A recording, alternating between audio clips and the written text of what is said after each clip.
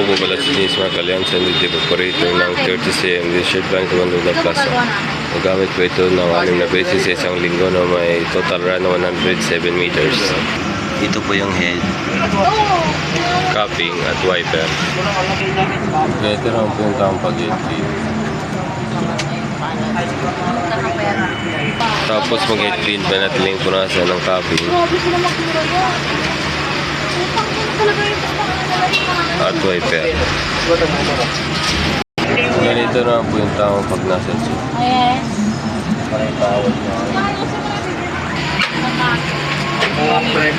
Buo na po siya.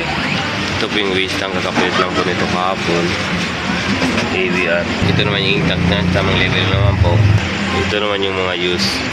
At unused, meron ko 6 na film, 5 powder, 3 white, 3 black, 3 yellow, at isang white solution. Ito naman yung weekly physical inventory ng 30cm of DTD naman po.